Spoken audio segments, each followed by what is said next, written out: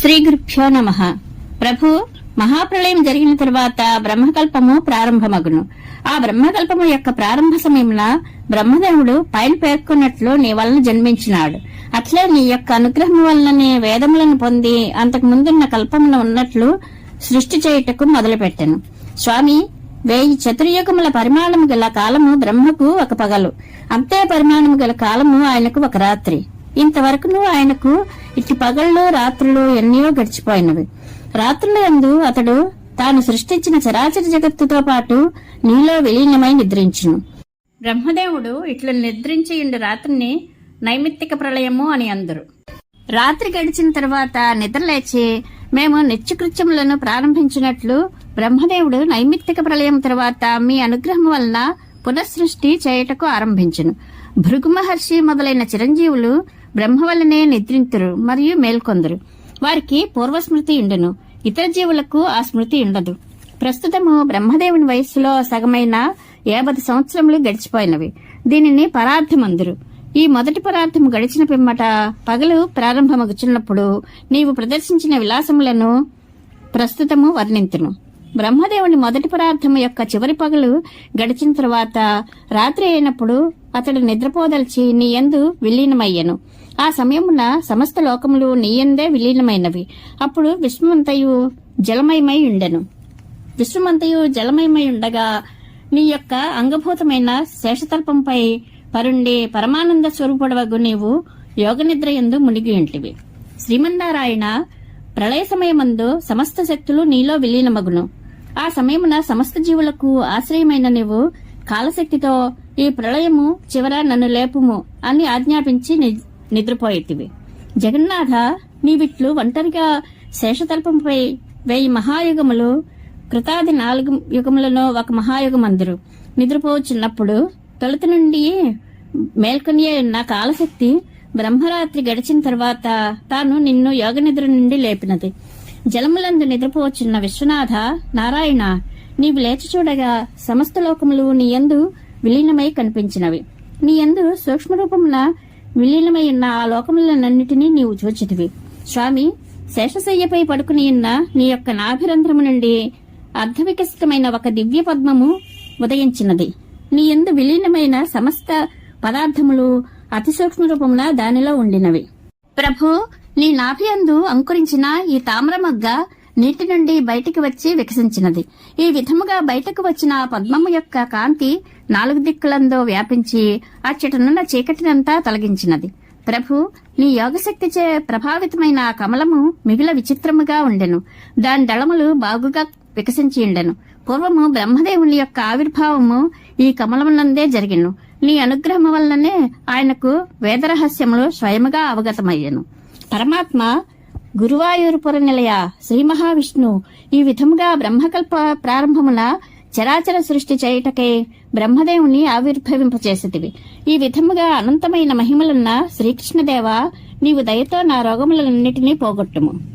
స్వామి, నీ నాభికములమందున్న బ్రహ్మదేవుడు అగాధము విశాలము అయిన ఈ సముద్రములో పద్మము ఏ విధముగా వచ్చినది అని ఆశ్చర్యమునకు లోనయ్యెను.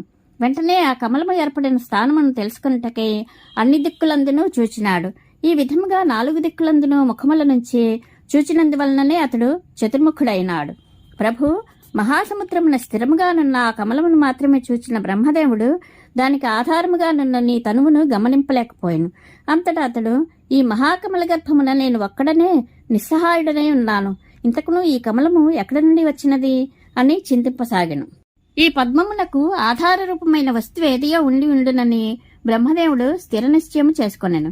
గొప్ప ప్రజ్ఞ ఆ బ్రహ్మదేవుడు తన యోగ విద్యాబలమున ఆ పద్మము యొక్క ఆధారమును తెలుసుకున్నటకే ఆ పద్మనాళమున ప్రవేశించి వెతికిసాగెను.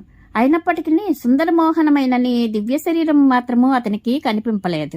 ఈ విధముగా బ్రహ్మదేవుడు ఆ పద్మనాళమును ప్రవేశించి 100 దివ్య సంవత్సరములు అతిశ్రమతో ప్రయత్నించినప్పటికీ అతనికేమీ కనపడలేదు. అందువలన నిరాశతో తిరిగి వచ్చి ఆ పద్మములందు సుఖాసనమున కూర్చుండి ఏకాగ్ర చిత్తముతో నీ అనుగ్రహమును కోరుకొంచు తపస్సమాధి యందు నిమగ్నుడయ్యను. ఈ విధముగా పద్మసంభవుడైన బ్రహ్మదేవుడు 100 దివ్య సంవత్సరములు తపస్సమాధి అందుండెను. అట్టి తపస్సమాధి వలన బ్రహ్మదేవునకు జ్ఞానోదయమయ్యను. అందువల్ల సంతోషించి తానింతవరకు చూడనిది అద్భుతమైనది ఆదిశేషుని పడగలను ఆధారంగా చేసుకుని ఉన్నది అగు నీ దివ్య రూపమును అంతర్జ్ఞానముచే చూచి సంతోషపడెను. స్వామి, బ్రహ్మదేవునికి గోచరించిన నీ రూపము ఇట్లున్నది. నీ శిరమున కిరీట మకుటములు శోభిల్లుచున్నవి. మణిబద్ధమునందు కంకణములు, వక్షస్థలమున ముత్యాలహారములు, బాహువులయందు భుజకీర్తులు విరాజిల్చున్నవి. నీ నడుమున మణులు గూర్చిన కటి ఆభరణము మిలమిలలాడుచున్నది. నీవు ధరించిన పట్టుపీతాంబరము మనోహరముగానున్నది. నీ కంఠహారమునందు కౌస్తుభమణి ధగధగలాడుచున్నది. నల్ల కలువల కాంతులేనిచున్న అట్టి నీ దివ్య స్వరూపమును నేను ధ్యానించుచున్నాను. లక్ష్మీపతి, అంతులేని నీ వైభవమును వేదములు స్తుతించున్నవి. శ్రీహరి, అట్టి నీకు ఎల్లప్పుడూ జయము కలుగునుగాక. నా అదృష్టము వలన నీవు నాకు కనిపించితివి.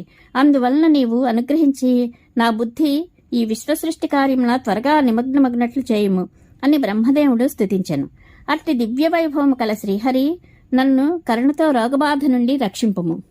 అప్పుడు నీవు బ్రహ్మదేవునితో, విధి, ముల్లోకములను సృష్టించి నీ సామర్థ్యము అకుంఠితముగా ఉండును. నా అనుగ్రహము నీకు తప్పగా లభించును. నీవు ఇంకనూ తపస్సు చేయవలను. అన్ని విధములైన కోరికలను తీర్చి నా భక్తి నీకు పరిపూర్ణముగా లభించును అని చెప్పినందువలన అతనికి అంతులేని సంతోషం కలిగెను. నీవు ఆజ్ఞాపించినట్లే బ్రహ్మదేవుడు 100 దివ్య సంవత్సరములు నియమనిష్టలతో తపస్సు చేసెను. అందువలన అతనికి పూర్వము కంటే అధికముగా తపోబలము, బుద్ధిబలము కలిగినవి. అప్పుడు అతడున్న పద్మము గాలి వలన నీటిలో ఇటునట్టు కదలసాగినది. అంతటి బ్రహ్మదేవుడు నీ ప్రభావం వలన అధికమైన బలమును పొంది ప్రళయకాల వాయువును మరియు నీటిని ఉపసంహరించెను. తరువాత బ్రహ్మదేవుడు నీ అనుగ్రహము చేత తానున్న తామర పుష్పము చేతనే ముల్లోకములను సృష్టించెను. అటు పిమ్మట జీవసృష్టిని కూడా చేయటకు మొదలుపెట్టెను. గురువాయూరప్ప, ఈ విధముగా నీవు గొప్ప దయకలవాడవు. అట్టి నీ కరుణాకటాక్షములను దీనుడైన నాపై కూడా చూపి నన్ను రక్షింపము. వైకుంఠనాథ, నీ అనుగ్రహం వలన తపోబలమును, బుద్ధిబలమును మిక్కుటముగా సంపాదించుకున్న బ్రహ్మదేవుడు సృష్టిని ప్రారంభించెను. అతడు స్థిరముగా ఉండు వృక్షాదులను, అడ్డముగా ఉండి నడిచే పశువులను, పక్షులను, అట్లే మానవులను, సిద్ధులు, చారణులు మొదలైన దేవతలను సృష్టించెను. ఈ విధముగా బ్రహ్మదేవుడు అనేక విధములైన జీవులను సృష్టి చేసెను.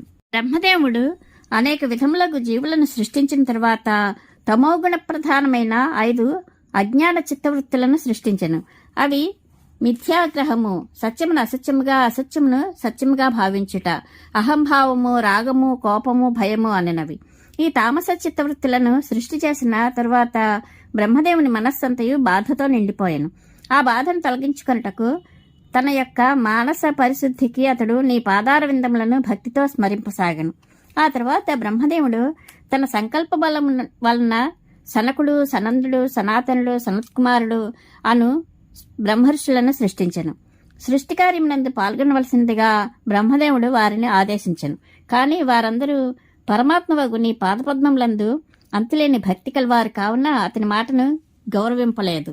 తన మానసపుత్రులు తాను చెప్పిన మాటను వినలేదని బ్రహ్మదేవునకు విపరీతమైన కోపం కలిగినది.